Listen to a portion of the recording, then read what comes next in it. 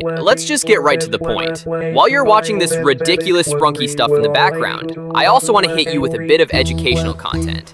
So today, I want to tell you about Troy and the whole Trojan horse story. You've probably heard of it, seen it in memes or cartoons, but chances are, you don't actually know the full story.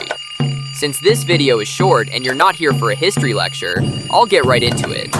Ancient Greece, two rival states, and from each state, two guys, best friends. One was named Achilles, and the other was Hector. Now here's the twist. Achilles was literally the son of a goddess. His mom, when he was just a baby, dipped him into a magical lake that made him completely invincible. Except for one weak spot, his heel, the part she held him by. Hector, on the other hand, was just a powerful, strong warrior. Not magical, just badass. They trained together, fought, raced, bros for life. But then things went south. A prince from one of the cities kidnapped the queen of the other, Helen, the most beautiful woman in the world. And boom, that's how the war for Troy began. Now Troy had these massive walls that were basically impossible to breach.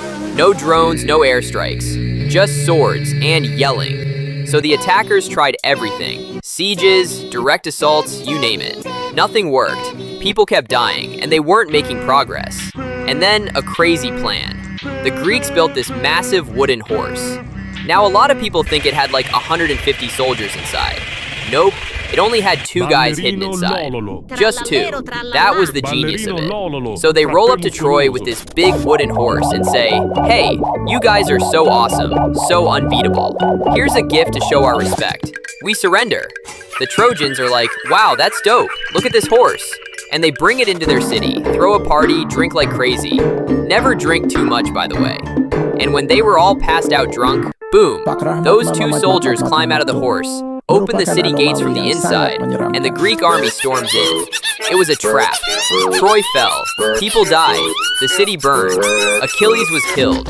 Hector took Achilles' armor to scare the enemy by pretending he was Achilles, but it didn't work. It was a complete disaster. That's how Troy was destroyed. And now you know why Trojan horse means a sneaky trap disguised as a gift. That's also where phrases like playing the long game or making a knight's move come from. Doing something clever and unexpected. If you made it to the end, please leave a comment. I'm really trying to grow my content, and every bit of support means a lot. Thanks for watching. I hope you're doing well, take care, and see you next time.